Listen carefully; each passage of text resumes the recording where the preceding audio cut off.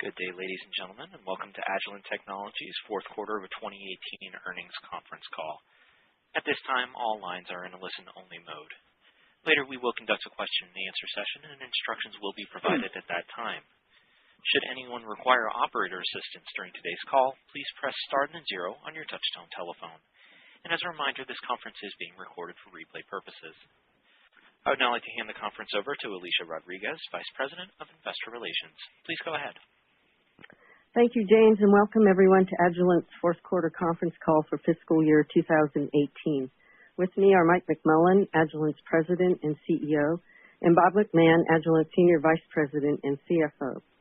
Joining in the Q&A after Bob's comments will be Jacob Tyson, President of Agilent's Life Science and Applied Markets Group, Sam Raha, President of Agilent's Diagnostics and Genomics Group, and Mark Doak, President of the Agilent CrossLab Group. You can find the press release and information to supplement today's discussion on our website at www.investor.agilent.com. While there, please click on the link for financial results under the Financial Information tab. You will find an investor presentation along with revenue breakouts and currency impacts, business segment results, and historical financials for Agilent's operations. We will also post a copy of the prepared remarks following this call. Today's comments by Mike and Bob will refer to non-GAAP financial measures. You will find the most directly comparable GAAP financial metrics and reconciliations on our website. Unless otherwise noted, all references to increases or decreases in financial metrics are year over year. References to revenue growth are on a core basis. Core revenue growth excludes the impact of currency and acquisitions and divestitures within the past 12 months. Guidance is based on exchange rates as of October 31st. We will also make forward-looking statements about the financial performance of the company. These statements are subject to risks and uncertainties and are only valid as of today. The company assumes no obligation to update them. Please look at the company's recent SEC filings for a more complete picture of our risks and other factors. Before I turn the call over to Mike, I would also like to share my plans to retire at the end of January, making this my last conference call as Agilent's Vice President of Investor Relations. I've enjoyed working with many of you over the years, but as Mike says, the best is yet to come, and so it is also true for IR. And now I'd like to turn the call over to Mike. Well, thanks, Alicia. And hello, everyone. Thank you for joining us today. Before I cover our financial results, I want to thank Alicia for her years of service and wish her the best in her retirement. Alicia has superbly led Agilent's IR team for the past 8 years. She has set a high standard for her professionalism, integrity, and transparency in her engagement with the investment community. Thank you, Alicia. You are the best, and you will be missed by me. You can see it's a bit of an emotional day for all of us and our Agilent team, and I'm sure by the audience on today's call. This quarter, we are reporting our strongest quarterly results since the 2015 launch of the new Agilent. We are ending the year with a terrific quarter. Our revenues, profitability, and earnings per share are significantly ahead of expectations.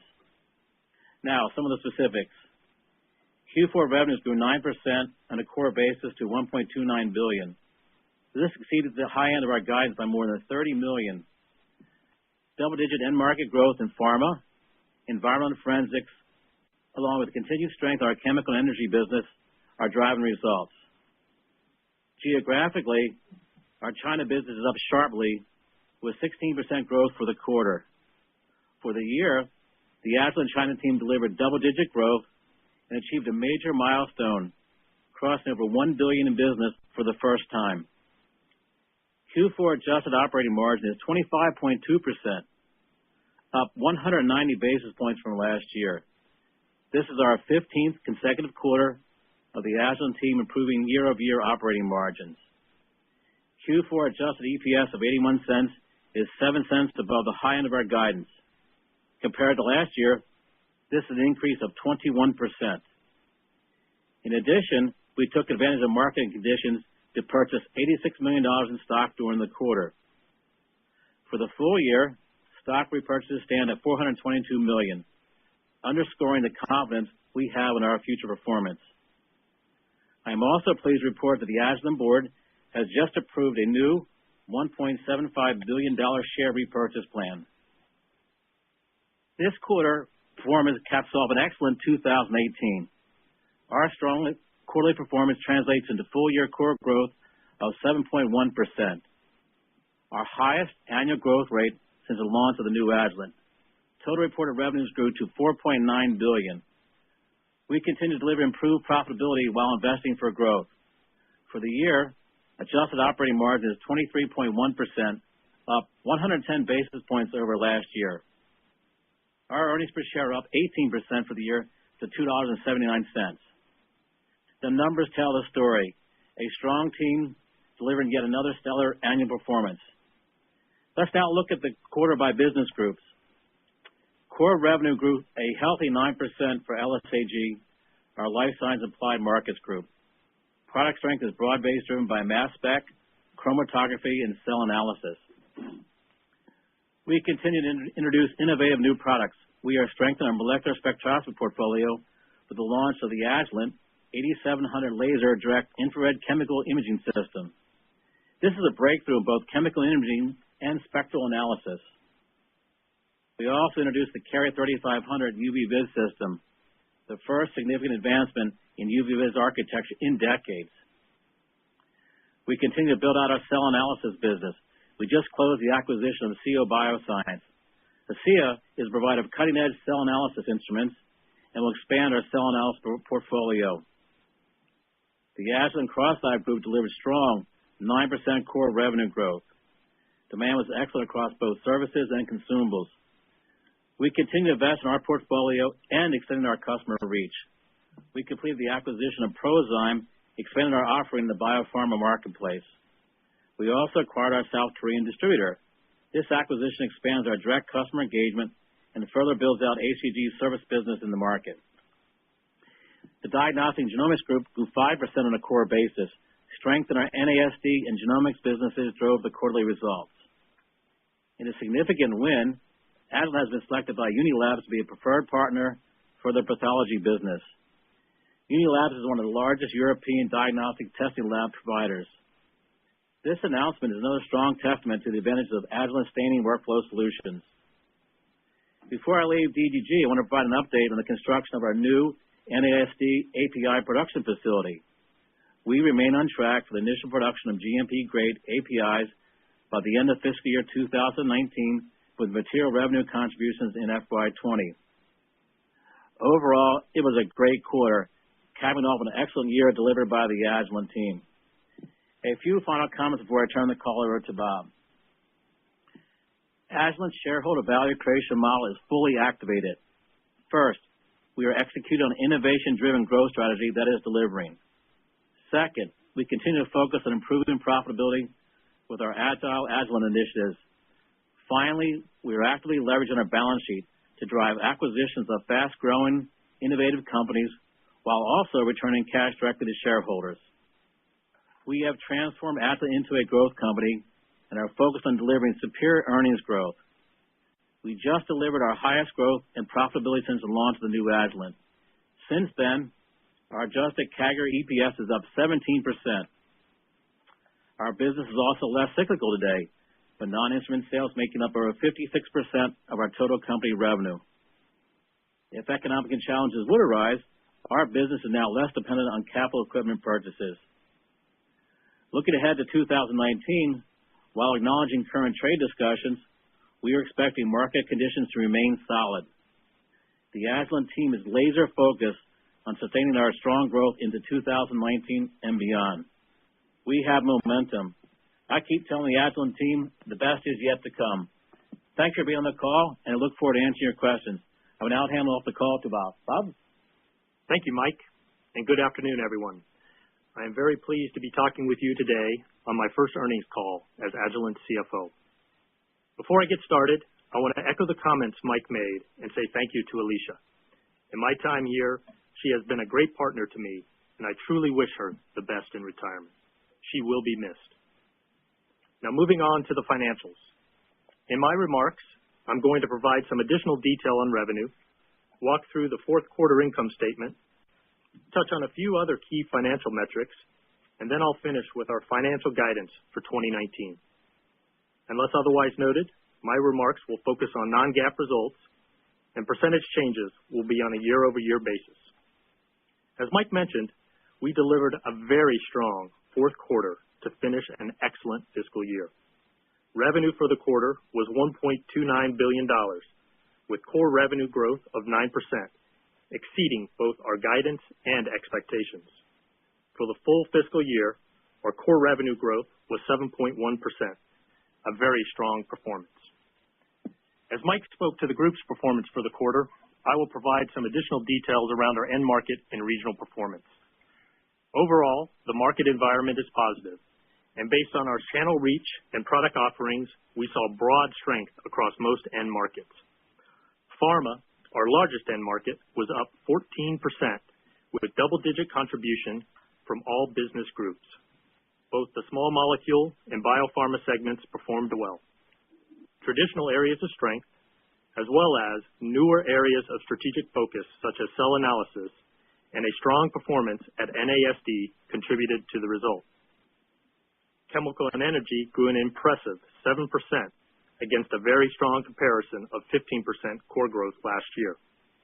We continue to see positive ongoing market investment in this area.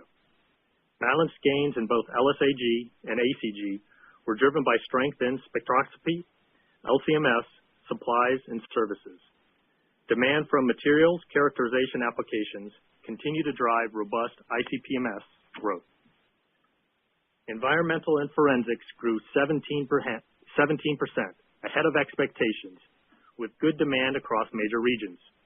Growth was balanced across both end markets. Forensics saw notable demand for cobalt-Raman spectroscopy and environmental for LC-MS and ICP-MS. Academia and government reported 10% growth as funding environment stabilized, while diagnostics and clinical grew 1%, and food was flat as expected against a tough 10% comparison. Geographically, we also saw broad-based strength. China grew by 16%, accelerating from the 10% core growth we saw in Q3, and as Mike mentioned, passed the billion-dollar mark in sales for the year in the fourth quarter. Other Asia and Japan grew by 12%, and Europe and the Americas had solid mid-single-digit growth. In addition, we continue to be pleased with the revenue contribution as non-instrument revenue contributed 56% of the total in Q4. Looking forward, we see non-instrument revenue growth outpacing instrumentation, driving an increasingly recurring revenue stream. Now turning to the rest of the P&L.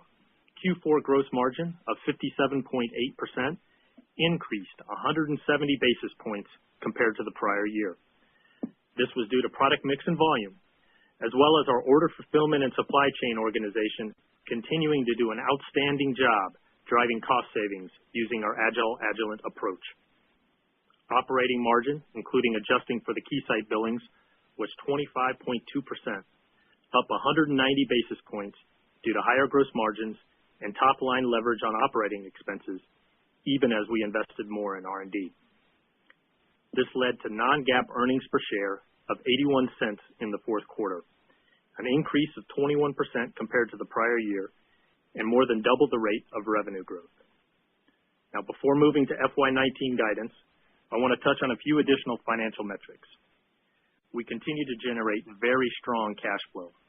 This quarter, free cash flow was $336 million, and for the year, we generated over $900 million in free cash, exceeding our commitment. In Q4, we returned $133 million to shareholders, buying back 1.3 million shares for $86 million and paying out $47 million in dividends. We also completed the Prozyme and Youngin acquisitions. With Youngin, we expanded our direct sales and service capabilities in South Korea.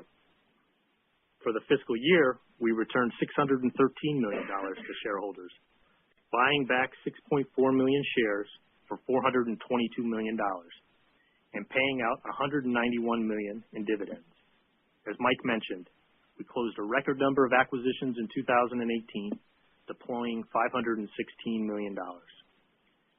We ended the year with $2.2 billion in cash and $1.8 billion in debt, and we just closed on ACEA Biosciences last week, so we are starting 2019 where we left off in 2018. All in all, we enter 2019 with healthy end markets, good momentum in the business, and a very strong balance sheet. Now let's turn to our Non-Gaap financial result guidance for the full year and first quarter of 2019, beginning with our full year guidance. We expect 2019 to be a strong year overall, but before I get into the actual numbers, let me mention a few important points. First, we anticipate currency will be a headwind in 2019. Based on exchange rates as of the end of October, we expect currency will reduce reported sales growth in 2019 by roughly 220 basis points, translating into roughly $110 million negative impact for the full year. For comparison, our 2018 reported sales growth benefited by 210 basis points from currency. Now, partially offsetting the currency impact will be a larger contribution from recent M&A, including the recently closed ACEA Biosciences acquisition. And in addition, starting in fiscal 2019, we adopt a new accounting standard, which changes how we present pension expenses and benefits on the income statement, in effect, reclassifying certain amounts to other income and expense. While this has no impact to net income, we do expect this will reduce forecasted operating margins in FY19 by roughly 40 basis points. As we move through the year, we will provide a restated 2018 to provide an apples-to-apples comparison. And lastly, we are taking a different approach in setting guidance ranges that include both upsides and downsides. So I would encourage you to model to the midpoint of guidance at this stage. Now for the full year, we are expecting revenue to range from $5.13 billion to $5.17 billion in fiscal 2019, representing core growth of 5 to 5.5% and associated reported growth of 4.4 to 5.2%. Currency is estimated to negatively impact growth by 2.2 percentage points, with M&A contributing roughly 1.6 to 1.9 percentage points of growth for the full year. Now on to our EPS guidance. For the full year, we are forecasting a range of $3 to $3.05 per share. Adjusting for the negative currency, this translates to 9 to 11% growth in EPS and a 7.5 to 9.3% on a reported basis. Included in this guidance is roughly $4 million per quarter in tariffs. This is slightly higher than the estimate we provided last quarter, and it was related to List 3. A few other metrics as you build your models. Embedded in our forecast is modest operating leverage after accounting for the pension adjustment. We are also expecting the total of interest income, interest expense, and OI&E to be $10 to $15 million in net expense, inclusive of pension and key site billings. Guidance is based on a full-year tax rate of 17%, down a point from 2018, and diluted shares outstanding of approximately 322 million, flat to Q4 of this year. We expect operating cash flow of between $1.1 billion to $1.15 billion and capital expenditures of roughly $175 million. As previously mentioned, the Agilent board has authorized a $1.75 billion repurchase program, and we plan, at a minimum, to offset dilution throughout the year. We will also continue to look for M&A, like ACEA and other recent tuck-ins, and have the financial flexibility to be opportunistic in share buybacks as well. And finally, we have announced raising our dividend by 10%, continuing a streak of double-digit increases, providing another source of value to our shareholders. Now turning to Q1 guidance. For Q1, we're expecting revenue to range from $1.265 billion to $1.28 billion, representing reported growth of 4.4 to 5.7% and core growth of 4.5 to 5.5%. Please remember that we are going up against a very tough Q1 comp last year where we grew 10% core. First quarter 2019 non-GAAP earnings are expected to be in the range of 71 cents to 73 cents per share, which is roughly 9 to 12% ex-currency and 7.6% to 10.6% reported growth. Now, before opening the call for questions, let me conclude by saying we are very pleased with the financial results and the continued hard work and focus of the Agilent team, laying the groundwork for future growth and as we enter 2019 with strong momentum. With that, I will turn it back to Alicia for Q&A. Thank you, Bob. James, will you now open the phone lines for the Q&A and provide the instructions? Of course. Ladies and gentlemen, if you would like to ask a question at this time, please press star then 1 on your touch-tone telephone. If your question has been answered or you wish to remove yourself from queue, you may press the pound key. As well, we do ask that you please limit yourself to 1 question and 1 follow-up to allow all participants in queue to get their questions by. And once your question has been stated, if you would like to please place your line on mute just to prevent any background noise during response. Once again, that is star then 1 to ask a question. Our first question comes from Tycho Peterson with J.P. Morgan. Your line is now open. Hey, thanks. I'll be the first to congratulate Alicia. It's been great working with you. I guess for either Mike or Bob, I'm wondering if you can maybe help us put some parameters around the guidance for next year, either by end market or segment. Can you maybe just talk to whether, like, for example, food can get back to growth post the China restructuring, and how should we think about E&E? You know, it did moderate a bit against the tougher comp, but, you know, how do you think about the setup for that next year? Hey, Tycho, I'm in the room. This is Mike, and Alicia really appreciates your remarks. And Bob, I think maybe you can provide a little color on Tycho's question. Yeah, thanks, Tycho, and a pleasure to speak with you. In terms of the end markets, I think we still see nice end market growth across all the markets. When we think about the various markets, pharma we would expect leads the way, probably faster than the overall company growth. But we are expecting growth throughout all of the end markets. So we expect a return to growth in food for sure, but also continued performance across all of the businesses or all the end markets. And really we expect kind of broad-based growth across the end markets as well as our divisions.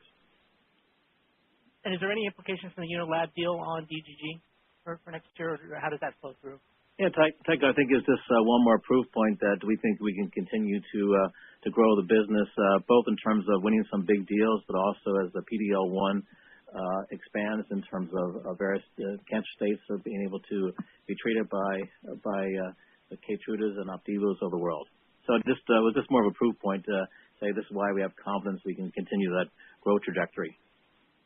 Okay, and then just lastly, can you comment on the cell analysis portfolio today with ASEA and Seahorse? I'm just wondering, you know, whether there are kind of revenue synergy opportunities here, or how do we think about the portfolio and, you know, the ability to kind of penetrate the single cell market a little bit further? Yeah, Tycho, I'm going to make a few opening comments here and then pass it over to Jacob. But as you know, we made our first foray into cell analysis with our Seahorse acquisition, and we really were attracted by the growth in this space as well as what Agilent can bring to really accelerate the growth of acquired assets in this space. And we're super pleased to have ASEA and the ASEA team as part of Agilent, but I'm going to turn it over to Jacob, and you can share your perspective as well. Yes, absolutely, Mike, and I'm as excited as you are, perhaps a little more even, since it's sitting in my business. So as you say, we started into the cell analysis business with the Seahorse acquisition, followed by Luxcel, and now here recently with ASEA. And all acquisitions gives us a very differentiated position in the cell analysis business, where Seahorse is really a technology that allows for measuring the up and down regulation of metabolism based on oxygen consumption. We now have ASEA Flow, the flow cytometry, which is a great way and a very easy way of doing cell characterization, identification based on the phenotype. And where this will position the market is that it's very easy of use, and we allow many different labs that today feel it's very difficult to work with flow cytometry to really start to get their hands around that. And finally, the ASEA has the Xtelligence platform, which is a great way of measuring cell survival viability through impedance measurement. So those three different modalities really gives us a strong position, especially in the immuno-oncology and CAR-T, where basically being the ability to measure live cells and how they operate under different conditions is going to be key for the insight in CAR-T and immuno-oncology. So you will see us continue to invest into this business, but I'm very pleased where we are today. Tycho, you can see the excitement we have on just further expanding out the cell analysis business, and I think this is a perfect example of how a company coming into Agilent with this great innovative new product can really benefit by the scale of Agilent. Okay, thank you. Thank you. Our next question comes from Ross Muken with Evercore. Your line is now open. Ross. Good afternoon, and congrats, guys. And Alicia, it's always been a pleasure. Maybe let's talk China. So if I look at some of the color you gave on a segment basis, it seems like not only did the segment outperform, but it was pretty broad-based. I mean, you called it, I think, in the presentation, academic as well as some of the more traditional pieces of what we think about your China business being. So maybe just give us a feel for the cadence in that business for next year and sort of the underlying assumptions and how you're thinking through some of the macro noise and whether or not tariff or anything else will impact the sort of demand curve on maybe the non-life science business next year. Yeah, happy to do so, Ross. I think you anticipated some of my response, which really was broad-based. I mean, we were delighted with the numbers, 16%, double-digit for the entire year, but we saw strong growth in pharma, academia, which is really the China government's really focused on doubling the number of their what they call the first-class universities, so very robust funding environment. You saw the overall numbers for environmental and forensics. I mean, a lot of that was being driven by investments in the environmental space by the Chinese government. We're seeing strong growth in the aftermarket, continued strength in chemical energy, and signs of return to growth in the food segment. So the overall view of China is very positive for the quarter.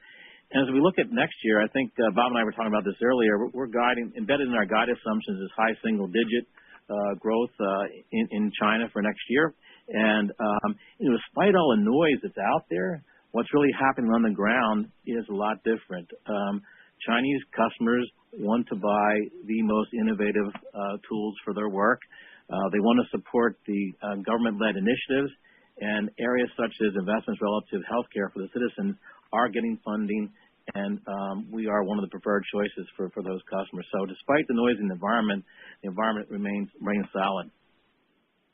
And maybe on the margin side, obviously, all of the volume absorption in the quarter, just given how much you beat the revenue piece by, obviously helped. But it feels like still underlying a lot of what you've been doing across the business is flowing through on both the gross margin and OpEx line. And so maybe give us a feel for how much you think of sort of the margin outperformance kind of came from maybe just the underlying revenue strength versus maybe some of the other actions you're doing, and that in the context of some of the investments, obviously, you're going to be making next year into Lasergen.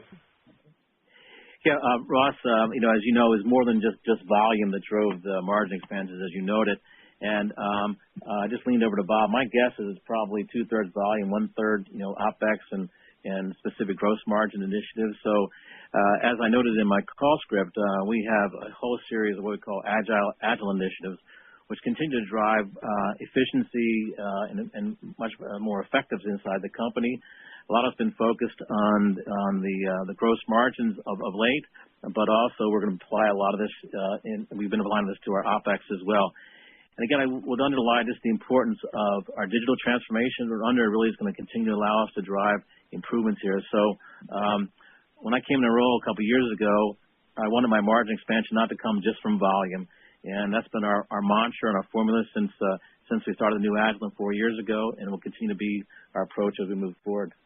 Bob, anything else you'd add? You may want to hit your mic here. Yeah, I was going to say, I think the other thing, if you look at the various groups, each one of the groups actually improved their profitability in the quarter, which is nice broad-based performance. And so it's not just one business or one product that's driving the profitability. It really is across Agilent. Yeah, that's a great build, Bob. And one of the things that we noted to our board last week when the board meeting was what we've been doing in the gross margins of our service business as well, which is we often think about the margins being relatively stable and flat there since it's such a high labor content in terms of delivery.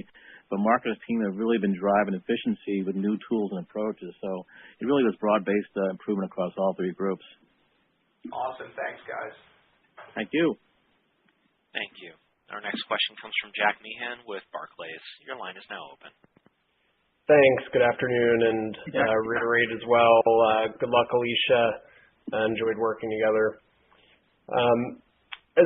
Just as my first question, I wanted to dig in a little bit more on the LSAG performance. I know one of the products that was flagged out was LCMS. Was curious if you could give us an update on the Ultivo launch there, and just where you think you're seeing that resonate in the market? Jacob, I think I'll let you answer this question since it's one of those good news answers. Why don't I pass it over to you, Jacob? Yeah, absolutely. Thanks for that question. And I mean, it's kind of an very straightforward story is that Altivo continues to outperform our expectations. We see our customers, especially where we started out here by building applications in the food and environmental, and they have been very happy with what they see. In the end, you can actually, with the size of it and the performance, you can actually place three Altivo in the same place as you previously could do with one mass spec, which gives a lot of opportunities in many of the labs that actually are lacking space. But on top of that, we have done a lot to simplify and improve the software and also the usability as such. We start to see now also the pharma accounts are really interested in taking on Altivo. But the mass spec story and the performance is beyond Altivo, and we see a lot also in our 6545 XT Bioconfirm, where we now see on the biopharma side that we start to see a very strong uptake on that. So it's really broad-based that we see that our robust, reliable instrumentation is picking up in the market. Very excited about the mass spec. But there's a lot of other elements into the overall LSAG business. The ICP-MS is also doing strong. LC continues to come back with great momentum. So overall, we are really right now firing on all cylinders. Great. Appreciate all that feedback. Just as a follow-up, I wanted to get a status update on the Colorado facility. Just help it, if you could parse out some of the language from the prepared remarks a little bit more. Are you assuming the revenue lift starts more in fiscal 20 at this point? And then just on the CapEx side, how much is within the $175 million guide is being attributed to the facility there? Thanks. Yeah, Jack, happy to answer the question. I'll take the first one and then pass the second one to Bob. So the language in the script was just to reaffirm to the audience that we're on track as planned. And the construction is actually complete. We're now in the process of validation. We just had a review late last week on the status, and we will get revenue in 2019, but what we were just showing was the big pop-up when you get the full year is going to be 2020. Yeah, hey Jack, good afternoon. Hey, this is Bob on the capital side, and just to build on what Mike was saying, yeah, that's we do expect some revenue contribution here, but as we've said consistently, the big revenue uptake is in 2020. And in terms of the capital of the 175, most of the capital has been spent at the Frederick site already. There is some additional, but most of that has come down. And the 175 is the majority of that is still actually the base business. Now recall that's higher than perhaps it would have been earlier because of the acquisitions that we've acquired. So we've acquired some capital associated in plans, expansion plans there. By the way, Bob, I probably also should mention specific to our second site, or our original site, which is Boulder, we actually have found some ways to work the efficiency of our efforts there, and we're actually planning to get more volume out of there in 2019 than in 2018. That's right. So our growth in NASD is not solely dependent on the Frederick site. That's right. Great. Thanks for all the color, guys. Mm-hmm. Thank you. Our next question comes from Steve Willoughby with Cleveland Research. Your line is now open. Hi, good afternoon, and thanks for taking my question. Sure, Steve. I guess a couple of things. First, just on tariffs, Mike, you made a comment about $4 million a quarter, just to being up slightly. I was just wondering, is that including any impacts from pricing or supply chain that you're doing as a potential offset? And then I have one follow-up. Oh, yeah. Hey, Steve, thanks for the clarifying question. And Bob, I'm going to go ahead and take a shot at this, and if you need to course correct me, please go ahead. But what we were trying to quantify was the actual impact of incremental duties after all the mitigation efforts. That does not include anything else we may be doing relative to pricing. So that's not a complete drag on the P&L. It's all baked into the guide for next year. But we've also instituted some other broad-based actions to mitigate that as well. But that was just trying to isolate the specific amount of the net incremental duties to the company. You got it. Did I get it right, Bob? You got it right. All right. Thanks. Sure. And then just, Bob, just a quick follow-up question. I guess just another clarification. I guess two things really. within the 5 to 5.5% core growth guidance you're providing, what is your assumption for the incremental revenue from the NASD business in Colorado? And then just making sure I heard you correctly in terms of operating margins, including this pension accounting change. What is your assumption for operating margin expansion next year, ex this 40 basis point headwind? Yeah. So on the NASD, what I would think about that is looking at NASD in total, and the total growth rate is still there. So rather than looking at it discrete, because we've actually found incremental volume out of the existing plant, so we are expecting growth in NASD next year, consistent with what we shared back in the summer. And in terms of margins, what I would say, but I'd also say that's been very customer driven, because customers have one batch at the one site would prefer us to kind of finish the work there as opposed to going midterm into the other sites. That's right. And in terms of the operating margin expansion, what I would say is, after adjusting for the 40 basis point reduction, we are still expecting some modest improvement in operating margins. So what that would tell you is it's greater than 40 basis points. Sure. Thank you. Thank you. Our next question comes from Paul Knight with Janney. Your line is now open. Hey, Paul. Hi, Mike. Hey, how are you? Doing good. Great. Could you talk about, as you think about that January Lunar New Year, and the effects you expect out of the way holidays are rolling out, how we should think about the first quarter specifically? I know there's usually been a little bit of noise around, how calendars lay out. Yeah, Paul, thanks for the question. So it's my hope 1 year as CEO not to be talking about the Chinese Lunar New Year, and 2019 may actually be that year. So as you know, in 2018, it caused a lot of seasonality swings between quarters and also prior year compares. The way it's laying out this year, it's happening in the same period of time as it happened in 2018. So, Bob, I think we're not really expecting anything unusual this year from the timing of the Chinese Lunar New Year. That is correct. And then lastly, I don't know if this question was put in, but how should we think about tax this year and also going forward, even beyond FY19? I think Bob's got a really good story here, so why don't you talk to him about what's going to happen in 19 already, we know? Yeah, thanks, Paul. And so this year in FY18, we ended the year at roughly an 18% effective tax rate. We're guiding to 17% in FY19. And we're working on plans to continue to improve that going forward. Okay. Thank you. Thank you. Our next question comes from Patrick Donnelly with Goldman Sachs. Your line is now open. Great, thanks. Mike, maybe one for you. We've seen continued news flow in some of the bigger build-outs from chemical companies in China. Can you just talk through the market demand there? I know chemical and energy is an area you've been pretty bullish on historically in that region. So where are we in the process, some of those bigger projects building out capacity in GC, some of the other areas you act as a supplier in?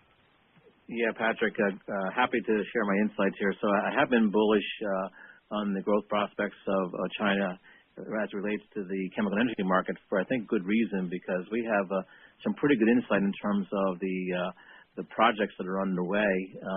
And as I mentioned, I think in a prior call, a lot of this not only to support their economic growth, but also is what they view as an element of national security, to continue to invest in coal to chemical plants to really reduce their dependency on imported natural gas, for example. So we've seen the projects. They have a multi-year program. I think we're probably, in the third or fourth inning of what looks to be a multi-year build-out of plant capacity. And this is really important for our GC business, as you mentioned, Patrick, because that actually is the tool of choice. And Jacob, I know you just got back from a trip to China, and are you hearing the same thing from the teams? Yeah, absolutely, Mike. It's really just a repeat that there are plenty of opportunity in China right now with larger HPI installations coming in here also in 19 and 20. So I think there are great opportunities in front of us also in that space. So I guess the message here, Patrick, is not over yet. So we think we got to get a few more years of really solid growth in this segment of the market in China.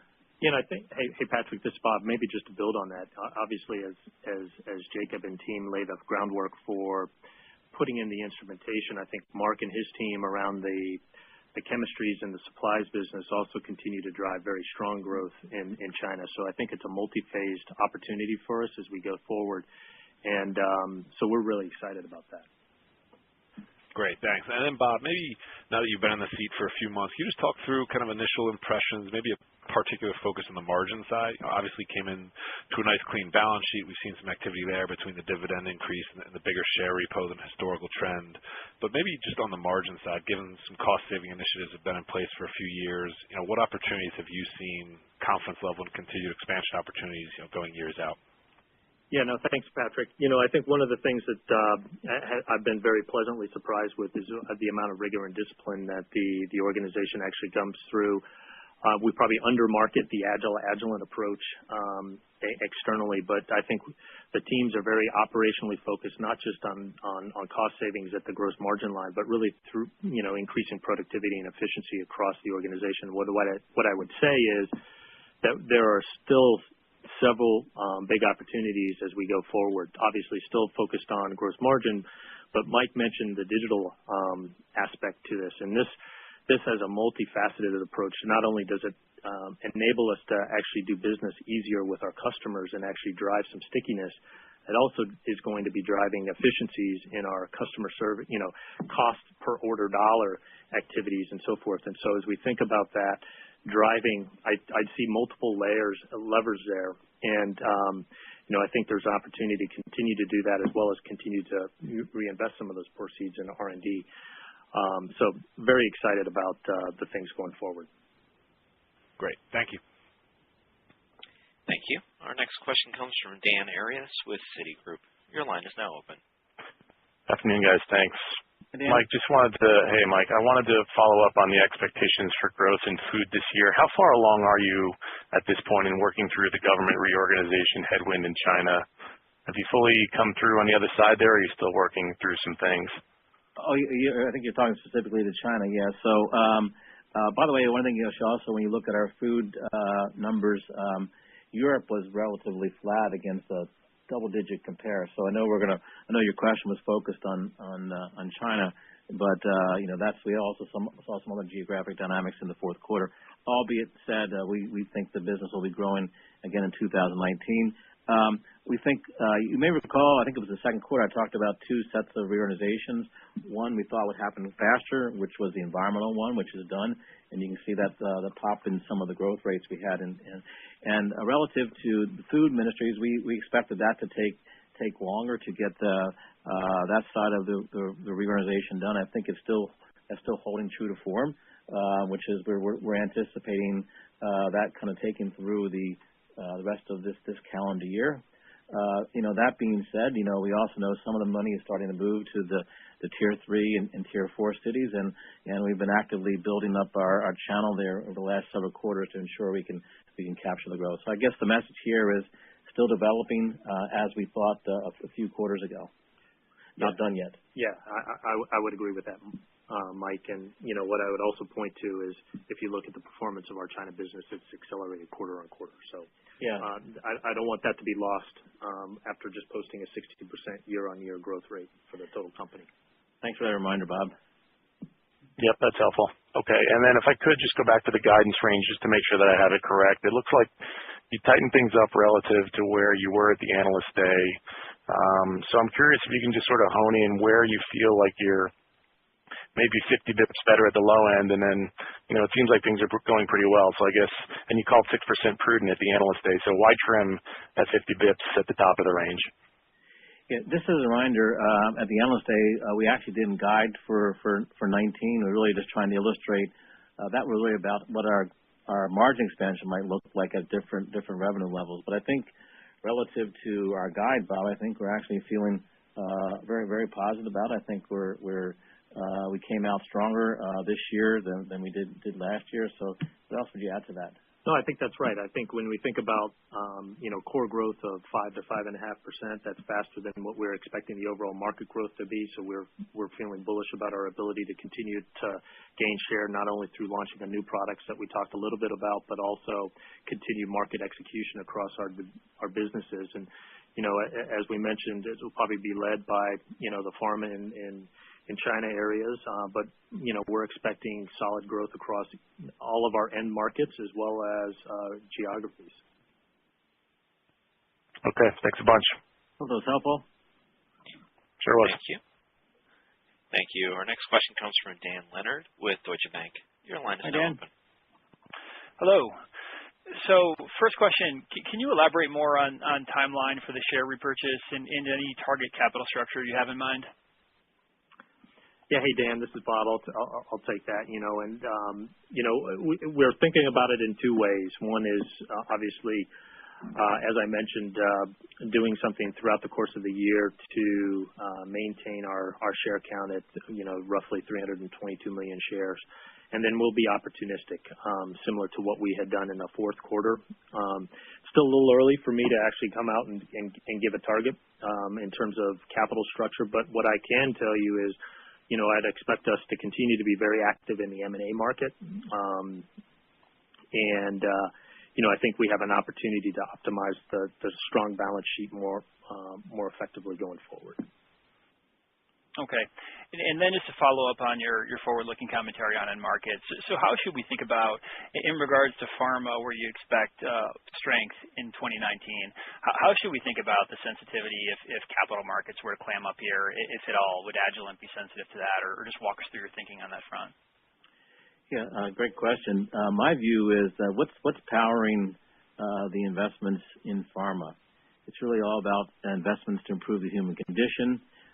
It's all about investing in new classes of drugs, new therapies, whether it be the biopharma, whether it be cell therapies, various gene approaches that are going on there.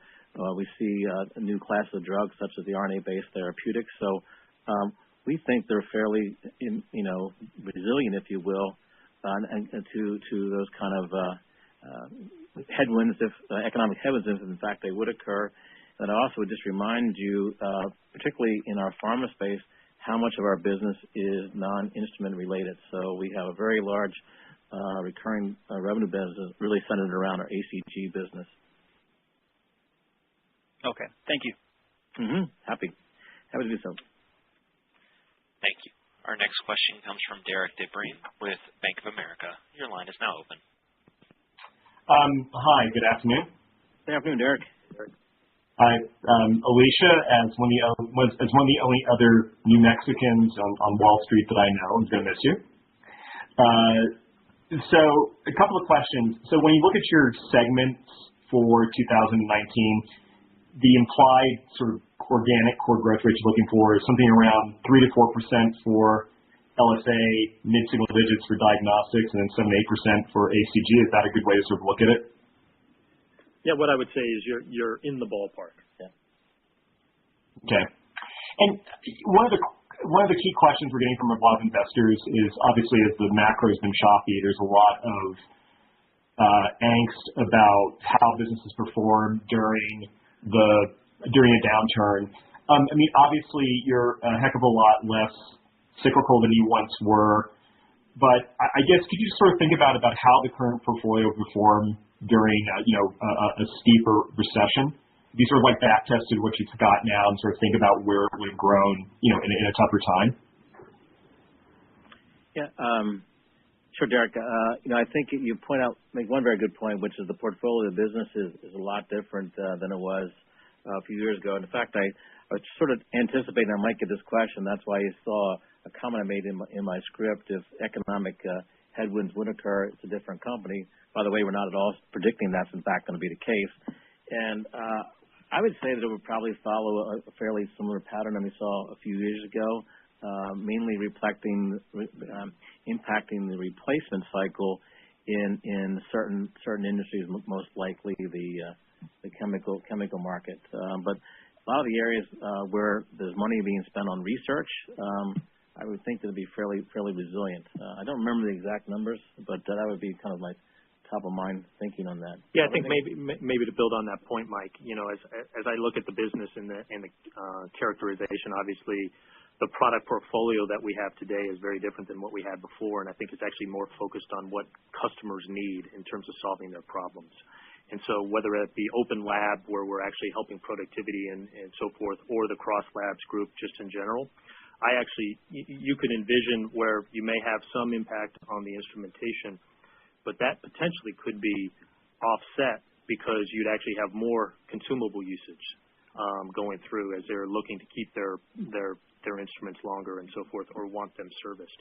And so I think we're in better position now than we've ever been. And as we think about where our growth is coming from, it's coming from the fastest part of our business, or I should say, is growing is in fast-growing markets like cell analysis that we talked about before, which is going to be less impacted, I think, in that just because of research and in the pace of innovation, our ACG business, and then obviously our diagnostics and genomics group as well. Right. I mean, just that I was when I was talking about the segment growth, I was noticing that back in 2015 and 16, when oil was softer, you basically were growing LS-AG in the 3 to 4% range. So I'm just assuming that you're already building some sort of some conservatism in the numbers, just given just historically how that what the conditions were of the business at that time when those businesses were growing that size. I think that's thanks. Don't you think, Bob? Yeah. Yep. Great. Thanks. Thanks, Eric. Thank you. Our next question comes from Steve Basham with Morgan Stanley. Your line is now open. Hi, thanks for taking the questions. Sure, Steve. Just a couple trying to dive a little deeper on points that have been raised. I think first, maybe on margins. Bob, there have been some questions asked about some of the specific points on the margin progression from 18 to 19. But as I take a step back, there are actually a lot of moving parts. When I think about LaserGen spending, the impact of M&A, spending on NASD, the accounting change you flagged, and FX. I mean, any chance you have a view on what core operating margin expansion is next year to give people a sense for what a jumping off point might be for fiscal 20? Because, hey, it's never too soon to start thinking about 20, right? Yeah. Gee, I haven't even finished the call for the initial FY19, but I'll give it a shot. What I would say is there are a number of moving pieces. Obviously, we've got a full year of LaserGen built into the plan. That being said, we're still guiding full year operating margins to grow despite that important investment. And then we've got NASD as well, and some of the headwinds around the FX. But when I look at operating margin incrementals, so this is not necessarily core, but this would be just looking at the incrementals. In FY19, they're very consistent with kind of how we exited FY18. And, what I would say is, we're focused on continuing to drive operating margins, but also, most importantly, earnings growth. Okay. And then the second thing I wanted to see if I could get both of you, Mike and Bob, to talk a little bit about what was guidance policy, guidance practice. You alluded in the prepared remarks to a hope that people would model at the middle of the guidance range. And I got a sense from the prepared remarks that you thought that there might have been a change or at least a need for there to be a perception of change to the way you guys went about constructing the guidance for the year. It would be really helpful to hear you talk about how you went through that and why you think the middle of the range is the right thing. And then before I lose the podium here, I will echo the thanks for Alicia. Thank you for being so helpful for us as we ramped up on the story over the last few years. Well, thanks, Steve. And I know Alicia has been enjoying all the great feedback from you and others today. So, and as you heard in my opening comments, we have mixed feelings about her moving on to her new role in terms of being a retired Mexican who used to work on Wall Street. I still have to answer the question. That's right. So Steve, as you can see in our script, we were leading the witness a little bit. I think you picked up on it. So I'm going to make some initial comments and turn it over to Bob. So I think it's important to go back in time when we started the new Agilent, and I would dare say we really lacked credibility in terms of a company that consistently delivered results relative to expectations. So DDA and I really set forth a philosophy that really ensured that we were being reasonable in terms of our outlook, but also that you could count on us to deliver. And we now have a track record of almost 4 years of doing that. And but we do think it's time for an evolution of approach because, and I think that's what Bob has brought to Agilent. And perhaps wanted to share your thinking there, Bob. Yeah, thanks, Mike. And I would agree. I mean, I think one of the things that we want to do is obviously continue to beat and feel comfortable about our forecast, but also recognize some of the potential upsides that we have, as well as acknowledge some potential downsides and try to shrink the gap. And that's what we've attempted to do here, is to actually provide a little more color in terms of where we think the business is going in terms of performance, particularly when we've just come off of some very strong business and we're forecasting strong end markets. And so as Mike said, it's not a revolution. It's more of an evolution of the guidance to help, and we've got a track record that gives us more confidence in our ability to operate under the new Agilent.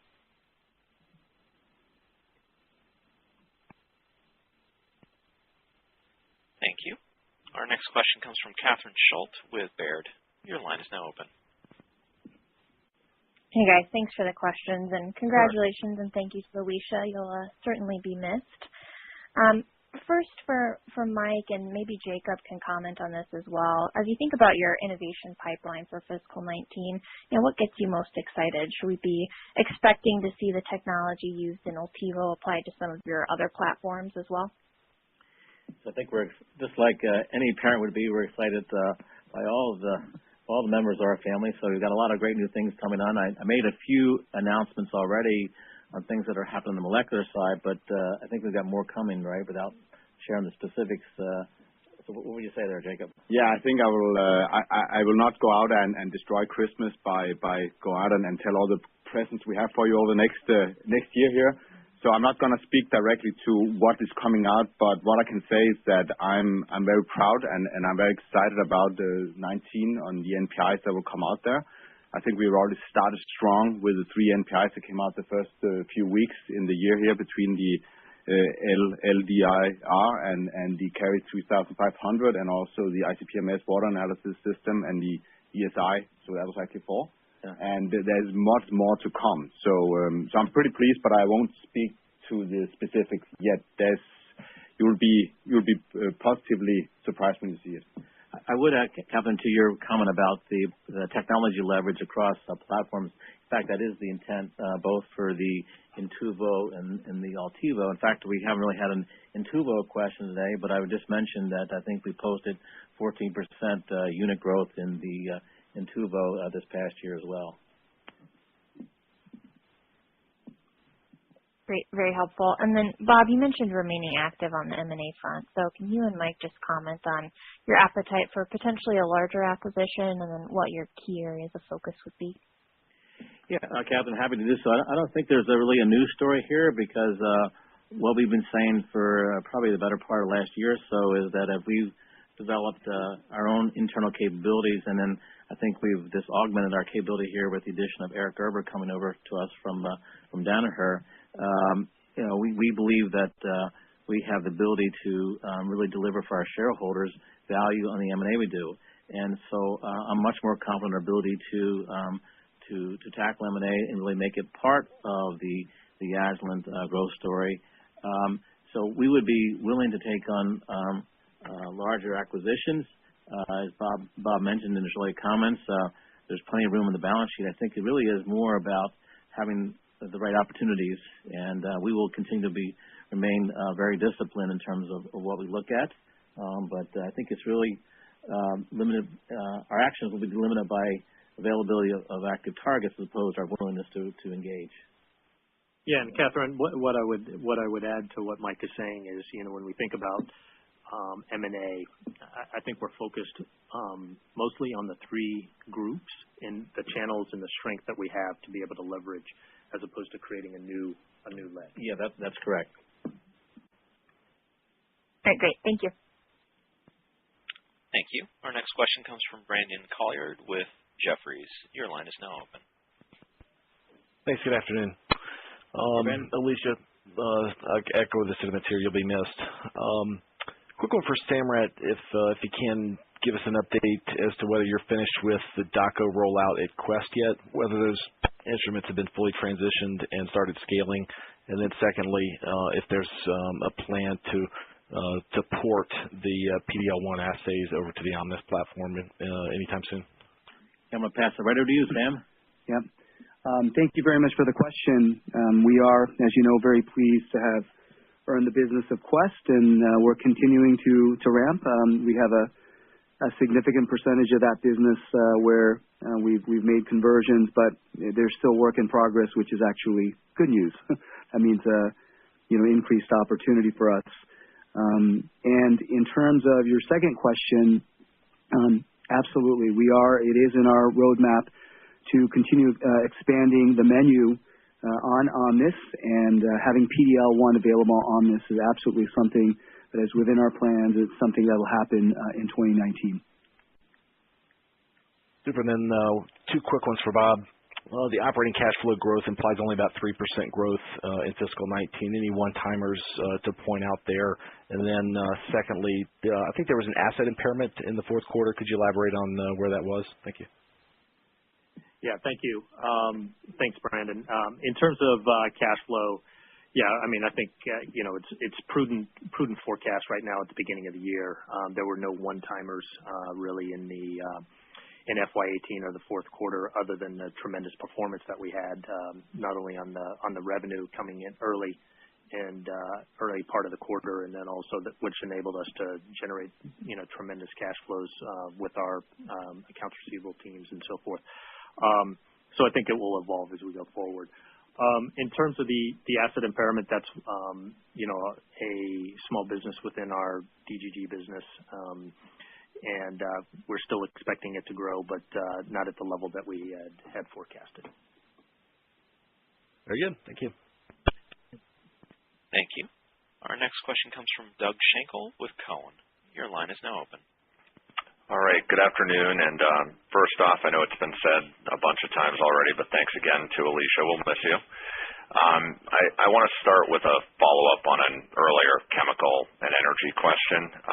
Broadly, not just in China, what are you seeing amongst chemical and energy customers given the recent decline in oil prices and a bit more of an uncertain macroeconomic backdrop? And relatedly, what are you assuming for growth within fiscal 19 guidance across the chemical and energy subsegments, meaning breaking it down by chemical, refining, and E&P? Hey, Doug, thanks. Happy to provide perspective on that. And, as we've mentioned earlier, the oil price gets a lot of attention, but it really is the view of global growth that often drives a lot of this market.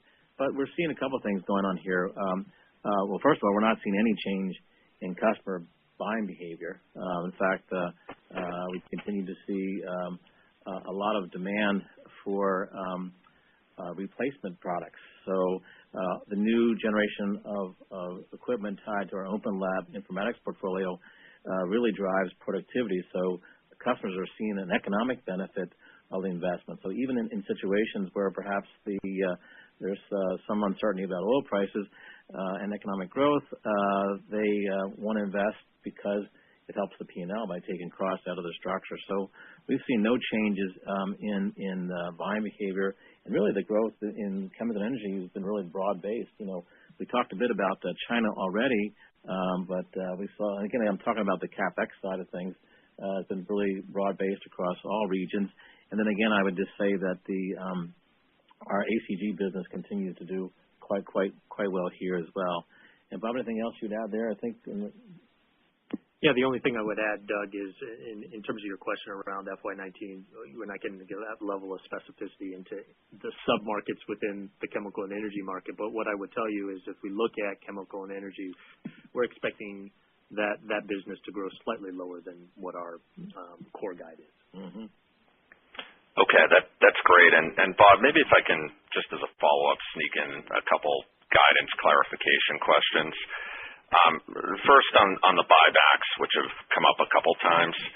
Your stock seems pretty depressed relative to your strong operational performance and relative to peers on a valuation basis, and your balance sheet is very pristine.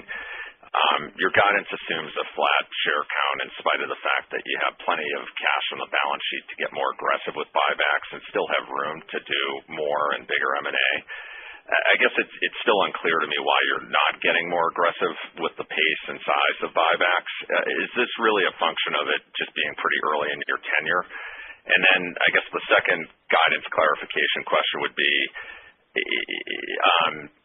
just regarding the tax rate. Your cash tax rate is still a lot lower than 17%.